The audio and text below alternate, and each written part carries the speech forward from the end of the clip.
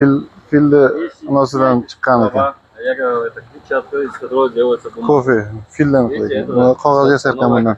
Внутри вот кофе. Ha, shuni tushganini yig'ib olibdi. Потом проходит Кофе очистку, добывается вот это сушится еще раз, а потом его еще раз измельчают, добывают вот семечку. Его когда жарят, еще одна пленка отходит. А это как раз у нас мусаны. Мусаны такие. Вот это их какашки, может там просто кофе. Да. И тот же самый процесс, его моют, а потом очищают от этого, от лишнего, получают вот это, и его сушат. И после этого... Gullar qo'ygan, mana kofelar. Mana qilib ekanlar.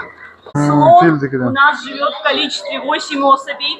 Они любят сахарный тростник, а после этого любят кушать кофе, сладкую кофейную ягоду. Biz kofe terdik.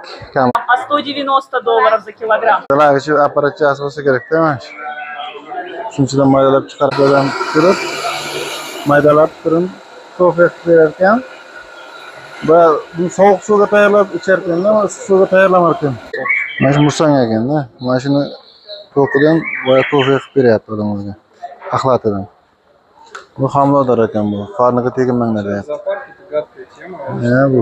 Не горит, да? Горит? Нет, не горит.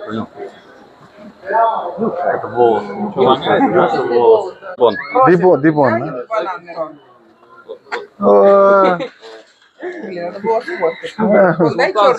Братья, ты для тебя специально видео от души записываю по-мужски.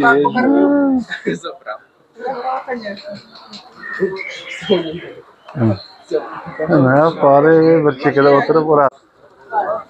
Bular yo'y tabiatda 50 yil yashab o'lib qolar ekan. Karantin paytida bularni boqolmasdan qo'rxonadan chiqarib qo'yib yuborgan ekan tashqariga.